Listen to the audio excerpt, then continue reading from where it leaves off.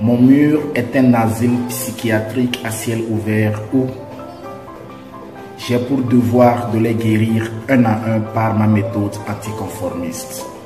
Bonjour. Peut-être que tu as déjà l'information. Si tu l'as déjà, la bonne nouvelle, j'allais dire, alors tu es pile à l'heure en ce qui concerne des informations.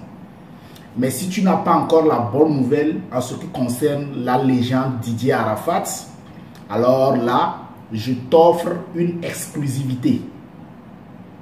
Le titre d'O Sabado de Didier Arafat, la légende, sera associé à la bande-annonce du film Un prince à New York 2, film qui va sortir dans les back-office aux États-Unis en mars. C'est une bonne nouvelle que je t'apporte en ce qui concerne notre légende Didier Arafat. Un homme s'en est allé. Une étoile s'est éteinte à jamais. Didier Arafat, l'esprit, le phénomène. C'est de lui qu'on parle.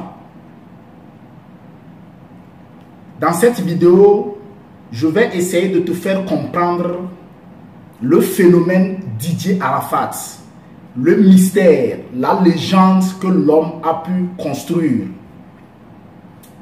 En seconde partie, je vais te parler de l'après-Arafat et te montrer comment les héritiers de son mouvement, s'ils ne font pas attention, vont faire disparaître le phénomène qu'il a su créer.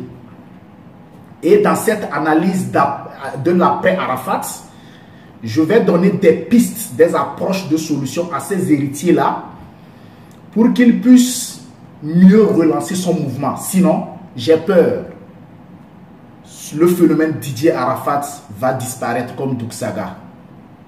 Mais toutes ces analyses que je vais faire seront fondées sur un principe marketing et un principe en communication. Mais avant de commencer, j'ai une mise au point à faire. Je ne fais pas cette vidéo-là pour avoir la sympathie des gens. Je n'ai même pas trop besoin de l'amitié. Je ne dis pas aussi que ce que j'ai à dire est une panacée. Je ne dis pas que c'est une vérité. Ce sont juste des analyses subjectives que moi je fais par rapport à certaines observations. Tu peux ne pas être d'accord avec moi. Je suis conscient d'une chose. La science commence dès que l'autre te dit non. Et quand l'autre n'est pas d'avis avec toi, c'est là-bas que naît le débat intellectuel, le débat de conscience. Donc, que tu sois d'accord avec moi ou pas, moi ça ne me dérange pas. De toutes les manières, j'ai quand même à te parler de la légende Didier Arafat. Autre chose que j'ai à dire, c'est que je suis adepte de la mélodie douce. Voilà pourquoi j'écoute souvent des Bordeaux. Mais je suis épris.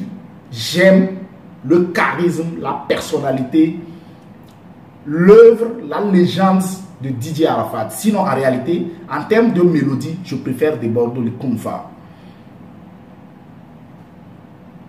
Allons-y dans le vif du sujet. Vous devrez comprendre ce que c'est que le phénomène Didier Arafat, ce que le génie qu'il est a pu construire. Parce que j'ai l'impression comme si les gens ne comprennent pas qui il était, mais qui il est.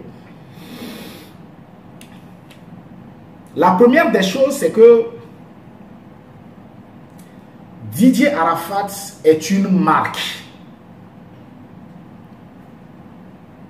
Une chose est sûre, c'est que tout le monde peut créer une marque, mais tout le monde n'a pas la capacité, la puissance de faire à ce que sa marque puisse s'imposer sur un marché. C'est ce que lui, il a su faire. Quand nous prenons l'exemple, par exemple, de Apple, avec les iPhones, Apple a su s'imposer parce que Apple est arrivé à adapter sa marque avec le temps, en fonction du temps, à se réinventer. C'est ce que Nokia n'a pas su faire. Et Nokia est en voie de disparition ou même a disparu. Arafat, le phénomène Didier Arafat est une marque qui s'est imposée au temps. Je t'explique. Quand l'homme part du nom Didier Arafat, Alala Ayorobo, en passant par Sao Tao, le dictateur, commandant Zabra, je ne sais pas moi, jusqu'au Daishikan, c'est que l'homme s'est réinventé en s'adaptant au temps. Une bonne marque, c'est cette marque-là qui arrive à avoir l'assentiment des anciens, des contemporains, mais aussi de la prospérité, de la génération à venir. C'est ce que Didier Arafat a su faire. Il s'est réinventé, il a su s'adapter avec le temps. Autre chose faisant partie du phénomène Arafat, c'est il n'y a pas un stratège en marketing et en communication plus que le monsieur. Je le dis avec rigueur. Il n'y a pas un marketeur plus que Didier Arafat. Il n'y en a pas. Et c'est un marketeur qui parle. Je dis, il n'y a pas un marketeur et un communicateur plus que Didier Arafat. La stratégie de vente demande à ce que un bon vendeur puisse avoir la capacité de toucher aux émotions des gens avant de vendre son produit. Personne n'achète la qualité de vos produits, les gens achètent les émotions que vous leur vendez. C'est ce que Didier Arafat a su faire. Et les plus grandes émotions qu'il faut toucher chez une personne pour pouvoir lui vendre votre produit, c'est la colère et la peur. C'est ce que Didier Arafat arrivait à faire à travers sa communication et ses actes. Je ne dis pas qu'il faut cautionner les frasques. Je ne suis pas pour. Mais dans la stratégie marketing, la stratégie de vente, l'homme, Didier Arafat, a su le faire. Voilà pourquoi, avant de lancer une chanson, il créait toujours des émotions fortes. Surtout en touchant à la colère de la population, à la peur avec ces histoires d'accidents. Et subtilement, il vous balance sa chanson et ça prend. C'est un marketeur pas possible. Autre chose qui fait partie de la stratégie marketing et de la stratégie de vente pour pouvoir vendre, c'est d'avoir l'intelligence de créer ou bien d'avoir votre base clientèle. Et il a su le faire. Il a construit une équipe qui s'appelle la Chine.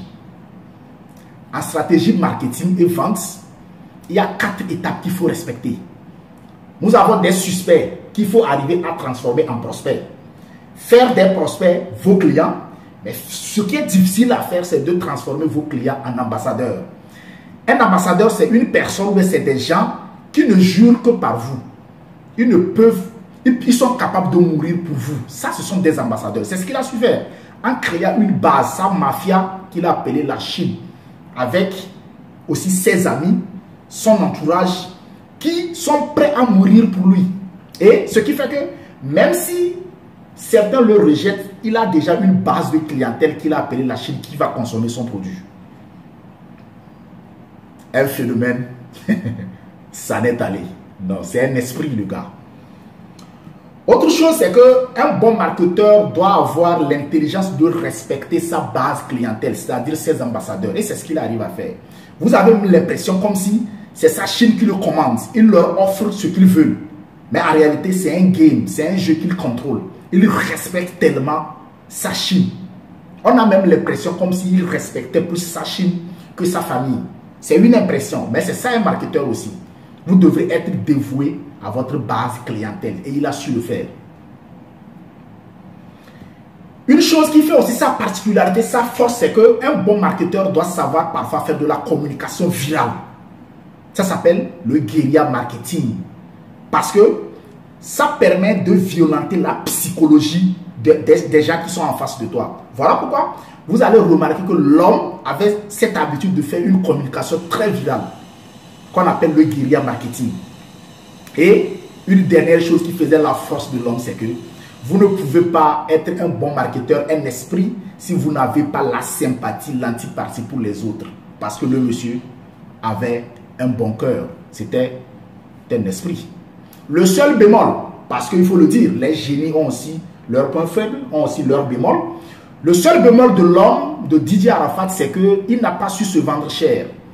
Il n'a pas su vendre cher son art. Parce qu'il n'a jamais compris qu'il vaut mieux que ce qu'il pense de lui-même. C'est son seul bémol jusqu'à ce qu'il ne parte. Sinon, c'est un esprit.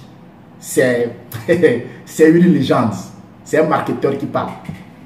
Maintenant, l'analyse que je fais de l'après Arafat, qui est la deuxième partie de ma vidéo, c'est que j'ai l'impression, je remarque, on voit que ce phénomène-là veut être dirigé par sa famille. Je sais, les gens ne seront pas d'accord avec moi. Les gens vont peut-être même m'insulter. Mais je parle en tant que marketeur et l'histoire me donnera raison. Le temps est le témoin tributaire de l'histoire. Je dis, s'accaparer de son mouvement, de son phénomène qu'il a créé et vouloir dérouler cela. Si cela doit être seulement l'apanage de sa famille, ça va tomber. Son phénomène va disparaître. Pourquoi? Parce que d'abord, sa famille ne comprend même pas encore très bien le mouvement qu'il a créé, le phénomène qu'il a créé. Ils mentent, ils ne comprennent pas. Je sais. Je sais qu'on va me traiter de tous les noms. Mais je dis et je le répète, la famille Didier Arafat seule ne peut pas perpétuer le mouvement qu'il a créé. Parce qu'il ne sait même pas le mouvement qu'il a créé. Une deuxième chose que j'ai à dire, c'est que avec le départ de l'homme, sa communication virale n'existe plus. Or, c'est ça qui fait partie de sa marque. Sa famille n'a pas habilité à faire perpétuer cette communication virale-là. Ceux, entre guillemets, qui peuvent faire perpétuer cette communication virale, c'est son clan, ses amis, mais aussi sa Chine. Voilà pourquoi. Entre-temps, il y avait quelques petits clashs entre sa famille, ses amis. Ça alimentait le game et cela faisait parler du nom du défunt. J'aurais voulu qu'on aille en ce sens-là, mais que ce soit des buzz arrangés, pas de vrais clashs jusqu'à insulter des familles. Non. Je répète encore une fois, la famille ne peut pas faire perpétuer son mouvement s'il n'intègre pas ses amis, son entourage avec qui il a su faire ce mouvement-là, mais aussi sa Chine. Parce que, comme je l'ai dit, il avait une base qu'il respectait, qui le respectait. Exclure ses amis, ses fans de l'avancement de son mouvement, c'est tuer son mouvement. La preuve, c'est qu'on ne parle plus de l'homme. Et si vous et nous ne faisons pas attention, il va tomber dans l'oubli comme Doug Saga. Ce qui fait et ce qui a fait la force du mouvement de Bob Marley, c'est parce que ce mouvement a été élargi à tout le monde. J'aurais voulu que sa famille, la famille de Didier Arafat, ait un droit de regard juridictionnel sur tout ce qui se fera. Mais que le mouvement soit quand même ouvert. Qu'on ouvre le mouvement à ses fans, à ses amis, qu'on associe ses amis à tout ce qui se fera. Parce qu'eux, ils comprennent, ne serait-ce à 20%, le phénomène qu'il a créé. Cette vidéo, non seulement c'est de parler de Didier Arafat, mais aussi c'est de permettre à toute personne qui se trouve dans un art, dans un business, de s'inspirer de sa stratégie pour s'imposer sur le marché ou bien dans son domaine précis. Je sais que les gens ne seront pas d'accord avec moi. Mais j'ai quelque chose à dire. Mon mur est un asile psychiatrique à ciel ouvert où j'ai pour devoir de guérir les gens un à un par ma méthode anticonformiste. Je suis Samadous, le Togolais. Salam alaikum.